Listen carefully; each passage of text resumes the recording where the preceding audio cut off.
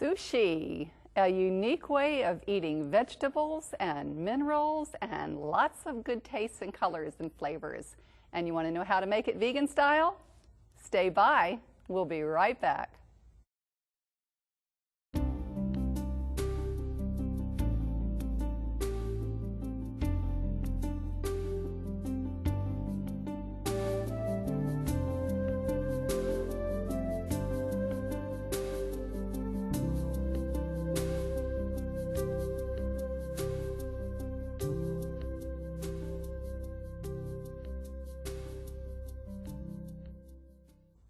Hi, and welcome back to Let's Cook. We are Jeff and Nancy Riedesel, and we are going to teach you a few things about sushi today.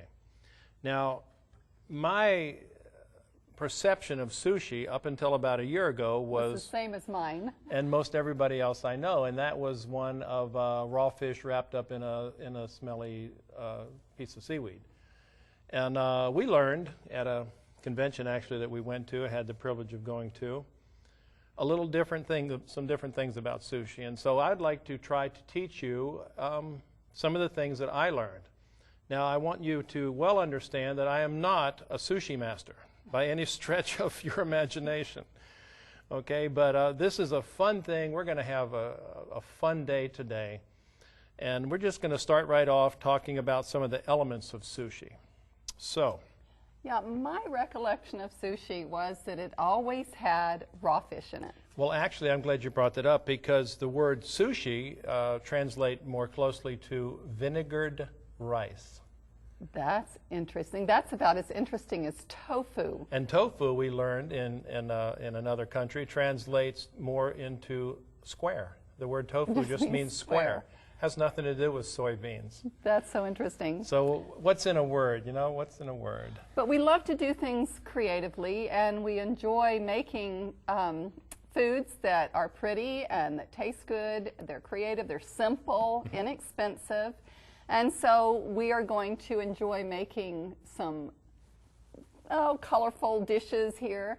And you've been enjoying having a lot of fun putting these things together. Yes, I have. First of all, why don't you read the directions for what my son, the chef, my executive chef's son, Scott, calls perfect sushi rice. And okay. This is a little difficult to master, but we've made an attempt at it here. And I understand that it takes a whole year of studying in Japan to make perfect sushi rice. It takes a long time to study under a sushi master. Okay, well, let's read the instructions on how to make perfect sushi rice. We'll use 2 cups of water, 2 cups of rice, 1/4 cup of lemon juice, 1½ tablespoons of turbinado sugar or fructose, 1/2 teaspoon of salt. Okay? Okay, now that's it. Now there are several tricks that Scotty has told me needs to occur for this to be perfect. Number 1, the rice needs to be what we call either Cal Rose, I think it's a brand, or just sweet rice or sticky rice. And you get that basically from Asian stores. Asian markets is the only places that I've ever found it in my searching. And the reason that you want a sticky rice is because you want it to stick together. Now normally when we make rice in this country and in other countries, we go for a fluffy rice, a full body but a fluffy rice. Dry and probably... Yeah, and that's definitely not what you want with sushi because it's going to be the glue that's going to stick everything else together. And we'll demonstrate that as we go. So number 1 is to use some type of a sticky or sweet rice. Number 2, another little trick is to soak the rice first before ever cooking. Just soak the rice in an ample amount of water. Cold or hot? It doesn't matter. Okay. For about at least 30 minutes. Just soak the rice. Now it will expand somewhat. So then once this process takes place, then drain off the water and then measure. And you measure 1 for 1. In other words, 1 cup of the soaked rice with 1 cup of water. Okay. So you bring the water to a boil. You add the rice. No salt or anything like that. Just add the rice. Bring it to a boil, bring it back to a boil, cover it, put it on simmer for approximately, what did we figure? About 30 minutes. 30 minutes, okay? And then after that, we removed it from the heat and let it sit covered for another 30 minutes, not stirring it at all. So you don't open up the lid, you don't stir it up. Don't check on it, don't mess with it, leave it alone, and just let it set. Off the burner. Off the burner. Okay. Now, the second real trick to it, and I'm going to use our little wooden bowl, and Scott recommends a wooden bowl. I'm doing this exactly to his directions. And you found that it works pretty well. It does. He recommended a wide, shallow wooden bowl. Wet first with water, okay? And then you turn the cooked rice out on the bowl. Okay, so you've already cooked this on the stove to save time. Exactly. And it's already sticky and it's cold. Yes. Or at room temperature. Well, it's at room temperature. But it's still kind of warm actually because it's been it was cooked and now it's getting cooler. Okay. So here's the next trick. We take the ingredients that we saw on the board. It was some type of a sweetener, and instead of the vinegar, which would normally be used, we used the lemon juice, which is a little different, and a little salt. We made a mixture of that. And the reason we don't use vinegar is because vinegar has a lot of bad effects on the system, the liver specifically. Basically, it kind of destroys the hemoglobin in the blood, so that's why we prefer lemon. Plus, the lemon is good because it alkalizes the system. That's exactly and right. it's a healing herb, so we love to use lemon. So technically, what we were supposed to do, and what I tried to do, but it was a little difficult, was to fold.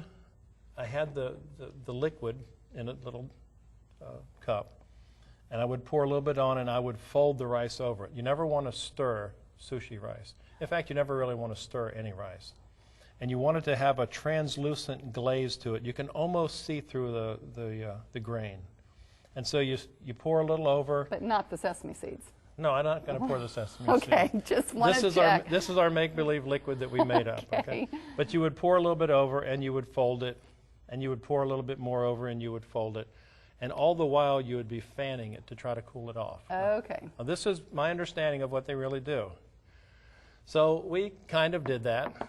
I don't know how closely I followed that. Now, unfortunately, we made this up previous to this, and so it's a little... it's very sticky. It's very sticky, and... so it should hold everything together like super glue. If we can get it out of the bowl. Okay. Okay, the next, and the most crucial part of what we're going to do here is the nori sheets. Now, tell us about nori sheets for those that don't know. Nori is seaweed, and this is basically a toasted, rolled out piece of seaweed. Okay. And it has a fishy smell to it, and it's what gives the sushi the fishy flavor. So it's actually dehydrated sea vegetables that come from the ocean. Exactly, and if you can look at it, it's been all mushed together and then rolled out and then lightly roasted. Very thin. Now, there are several different schools of thought. In culinary school, they taught us shiny side up. But for the life of me, I can't figure out which is the shiny side. And then I talked to another expert, and they said it doesn't really matter. So I'm going to put it... And recognize now, this is from amateurs. So we are here bringing you what we're learning, and this is what it's all about. We're sharing with you our knowledge. I'm sure that there are literally thousands of people watching us, or with the capability of watching us, that know much better how to do this than I do. But we're going to try to educate those of you that don't. So what you do is you take some of this extremely sticky rice, which is a good thing, and let's go over one more thing here. Oh yeah, your roll-up. We have a bamboo rolling mat. It's very simple. This is one that I've used for a while, and this is one that I bought yesterday. Brand new and a little bit smaller, so I'll probably just be using my standby. Now, I don't know if you can see or not, but the bamboo, this particular rolling mat has a curved side on one side and a flat side on the other. Okay, so we'll put that back down, and I'll put my saran wrap over it. And I don't normally put saran wrap on this, but I'm going to try to maintain a neater mat since we're going to be rolling a few of these things. And then, of course, I put my whichever shiny side or whatever. I'm going to place it like that because, frankly, I don't see where it makes a difference. But I'm not a sushi master either. Okay, so we're going to take some of this sticky rice and start to spread it. Now, this is probably the hardest part in my mind of doing the sushi, and that is covering what you want, not surely more than what you want, but definitely enough of the nori sheet to make a difference. Because when we start to roll this thing and do the final cutting, you'll see why this is very important. So you want it to have it nice thin or thick No, layer I of want it rice? very thin. Okay. And I don't want to come all the way to the end. I want to leave about an inch or more space at the end. And that'll be the end that I finish rolling. And all this will come together very shortly, literally, when I start to roll it. Well, this is an easy way of using up leftover rice, too. For people that have leftover rice and they want to do something with it and they want to have a quick luncheon, they can just cut up a bunch of vegetables and do some quick sushi rolls. Well, except for one thing. You just wouldn't have leftover sticky rice. No, what I'm thinking is if you don't have the sticky rice and you have leftover brown rice or white rice, after it's sat in the refrigerator, sometimes it is kind of sticky. Can you do like water in it and add some extra water to make sticky rice? I don't know. Okay, well, an idea. The next thing we're going to do, we have some paste here. It calls for umeboshi paste. This is what traditional sushi calls for. Well, I didn't have any umeboshi paste. And what it is basically is a sweet, salty plum paste, okay? So I took a little bit of miso, which is salty, and all it is soybeans. And I took some raspberry, I didn't have any plum, all fruit. And I made my own umeboshi paste. And I'm just going to do a little thin line. This just gives it a little sweetness and a little saltiness. So we're starting to get all of those flavors that we have talked about as far as the sweet, the sour, the bitter, salty. We're going to try to form an orchestra of flavors here. Okay, now we're basically ready to start stuffing the sushi. Now I see we've got a tray full of all kinds of beautiful vegetables. Let's talk about these vegetables here. Well, obviously we're not going to put everything on one because the roll would be this big and just wouldn't be able to. Okay, but we have some straw mushrooms, which are very good. And we got these from an Asian store. Right, and they come in a little package, refrigerated. And I prefer these because you'll notice that most things on this plate are lengthwise, are elongated. And that's because our roll is elongated, and that's how we're going to roll it. Okay, so you cut them very thin strips of all the different vegetables. These are called julienne cuts. When you think of julienne, I want you to think of matchsticks, things that look like matchsticks. And we also chose different colors because when this is rolled and when this is cross-sectioned, the colors will then become apparent.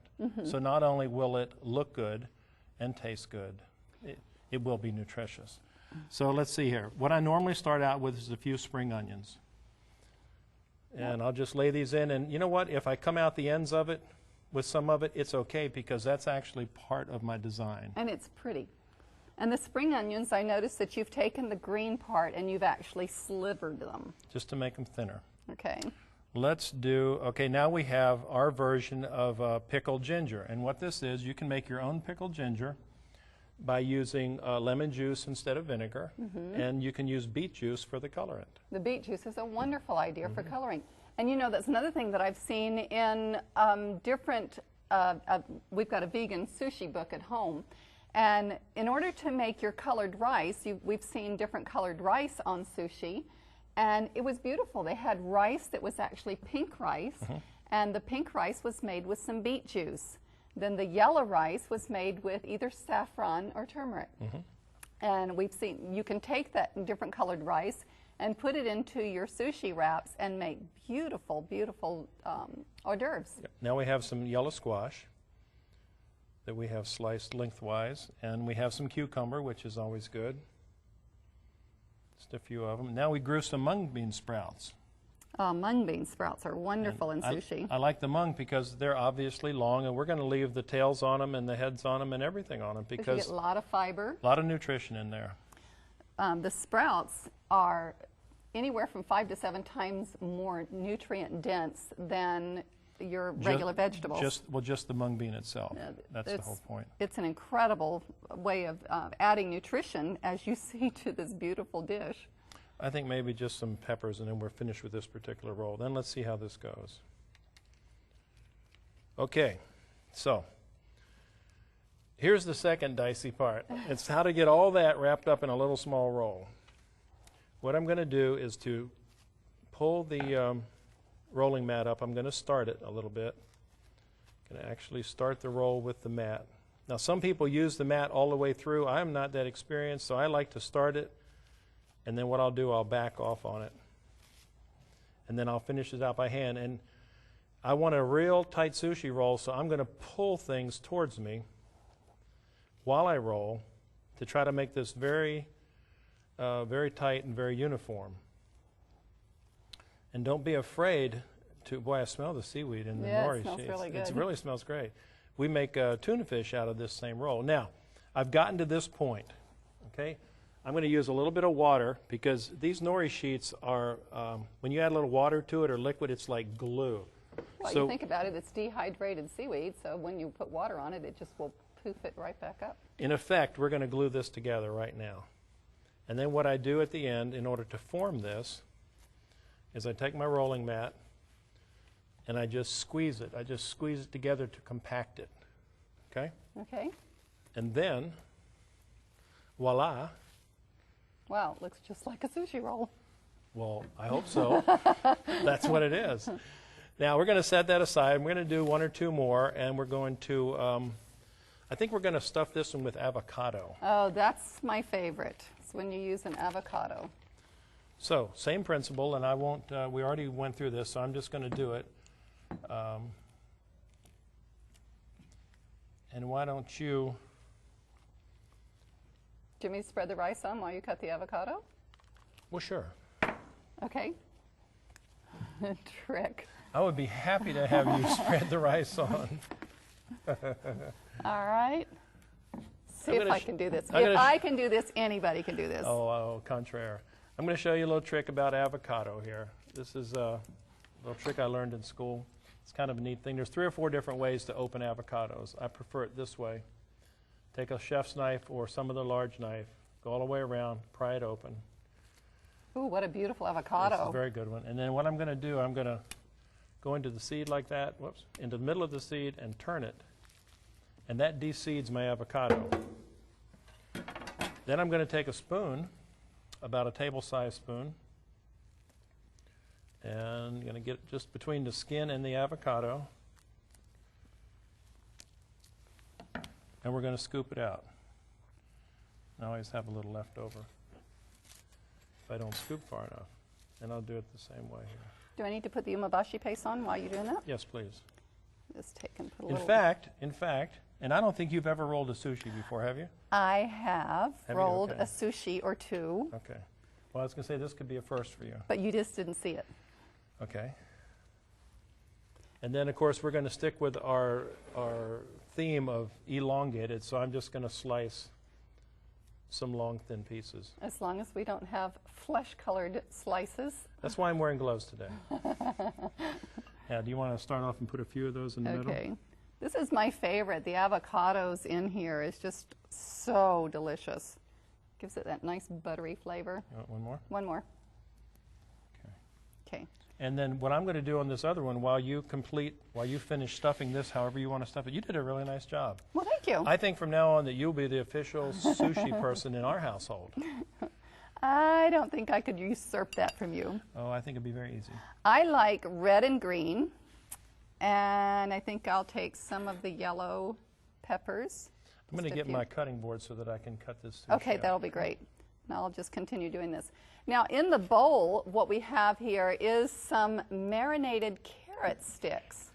And we've just marinated that into some namashoyu soy sauce.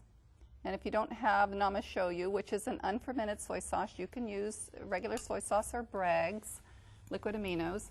And we also have, what were these? I forgot. Parsnips. Parsnips, that's right. So we have parsnips and carrot sticks. And when you marinate these into a salty base, as we have with the namashoyu, it actually starts to break down the protein fibers of the vegetables, so it starts to get it soft. So then we'll take this, get it started. I think I've got everything in here. And then start pulling it together. You do that just like a pro. Well, What we want to quite. demonstrate to you is that this is really very simple and probably simpler than what we're making it appear to be. And I encourage people to try this. It doesn't cost much to to buy the apparatus. The rolling sheets are cheap. The nori sheets are cheap. Most of this stuff is just vegetables. And to give this a try on your own, you could amaze yourself. Besides, it's fun.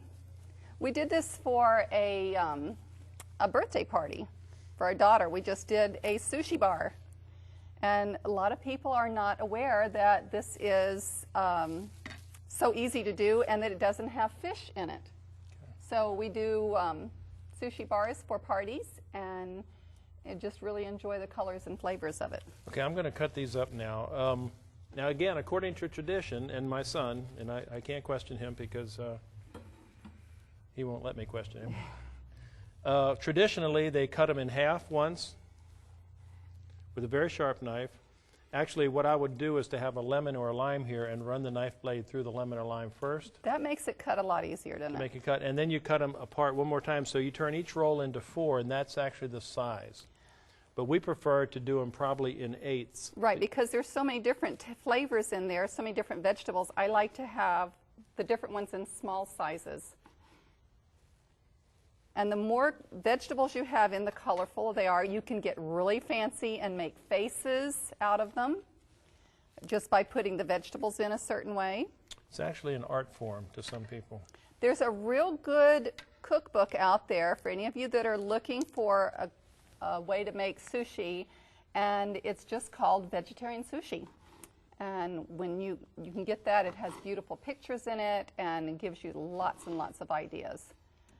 So I'm going to make one more avocado roll here and put a few more different vegetables in it. Let's see, we're going to use some cucumber strips. Just a few. I made the last one probably a little bit fat. What do you think? Well, it could go on a diet, but hey, you know. But look how pretty. Look how filling. And that's another thing. This is what I consider happy food.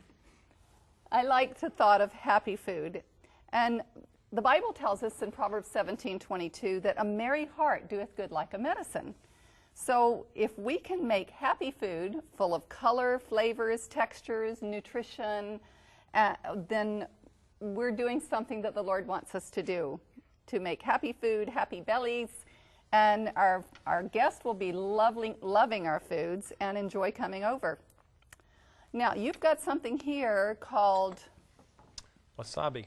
Wasabi. Wasabi is an interesting thing. It's this actually isn't true Japanese wasabi, which is extremely expensive and very hard to get a hold of in this country. This is actually a horseradish, which is called wasabi. This is a heat, a type of a heat that some people take and put on their sushi. It's a kind of a heat that starts here and literally goes up through the top of your head in about 15 seconds. Okay, so you only use a little bit of it. Used a tad. And of course here we have the sauce which you've talked about. So the way we do it, if you'll hand me chopsticks. Okay. And I won't do this, I will not sample this on set, but we take a pair of chopsticks, and once I learn how to operate these, pick up a sushi, I'll dip it in the sauce, and then I'll eat it. And I've learned from my Japanese friends that nothing else goes with sushi. It's not potatoes, not sprouts, not salads, not bread, nothing. This is a meal unto itself. So you have your proteins, your carbs, You've got everything. Vitamins, minerals, colors, textures. Looks like an excellent meal to me. It's very And delicious. when it's set into a beautiful setting, then it's more appetizing. And you've always said that food has to look good and then taste good, because if it doesn't look good, nobody's gonna eat it. Right. So it has to look good first, then it has to taste good. Then it has to be nutritious in my thinking, and then something that we added several years ago, we feel that it has to have some medicinal quality. That is, to be good for your body in a medicinal way. Nourishing. Nourishing as well as medicinal. And when you use lots of different colors and flavors and textures and varieties of vegetables, you have all the different vitamins and minerals and enzymes, the things that will help to spark your immune system. When we keep our immune system peaked, then we're less likely to have diseases. So this is another thing that we're doing with our sushi, is we're helping you to incorporate more vitamins, minerals. These enzymes are live enzymes. They are just wonderful to help digestion. And the minerals that come from the nori sheets are also excellent for you. We need more minerals into our diet. I'm going to show you a different way of slicing this sushi. We're going to slice it at a 45-degree angle. And then we're going to go back. And then what you have is a little sushi tower. Oh, cool. It's a little more decorative than just straight across. Okay? And you can see the vegetables better, too. It gives a little better cross-section. Now there's another way to roll a sushi, which I have not mastered yet, and that's called inside out. And that's where we actually reverse this whole process. The rice is on the outside, and then comes the nori sheet. Actually, we do the rice just like you did it, and then we flip it over. And then we load the inside, which is just a nori sheet, and then we roll it backwards. That's a trick. That's called inside out. Okay. Uh-huh. Well, So I'll get there sometime. Well, but I think but not today. With more practice, you'll be able to do that. But at least you can see that there is all kinds of vegetables and ways that you can use the vegetables as you put them into your sheets, into your nori sheets. Yeah. So. Okay, so that is sushi, and it has nothing to do, in my mind, with raw fish. No, that's right. Okay, so. All right. Well, let's take a break, and we'll come right back and see how this looks when it's in a presentation-type tray. We hope you've enjoyed Let's Cook with Chef Nancy Riedesel. Now let's take a moment to review our featured recipe. For the perfect rice, you will need 2 cups of water, 2 cups of rice, 1/4 cup of lemon juice, 1 1/2 tablespoons of turbinado or fructose, and 1/2 teaspoon of salt. If you would like more information, or if you would like to contact Jeff and Nancy Riedesel, you may write to 3ABN, Post Office Box 220, West Frankfort, Illinois 62896, or call 1-800-752-3226. Now let's take a look at our finished recipes. Hi, and welcome back. Well, that's our sushi. that was a lot of fun. Messy, but fun. I think it's fun when we do recipes like this, and you see the beautiful colors, the textures, know that there's all kinds of nutrients in that it's going to make us a healthier person when we eat this way. We're told that eating food as simply prepared as possible in its most natural state as possible is going to make us a lot healthier person. So this is what we're trying to do with the sushi. Just give you another idea on how you can make food simple, tasty, and beautiful. And we want to encourage you to have a merry heart, because it will do good like a medicine, and you will be a healthier person because of it. Thank you for joining us today with Let's Cook, and we hope to see you again when we make something else fun and exciting.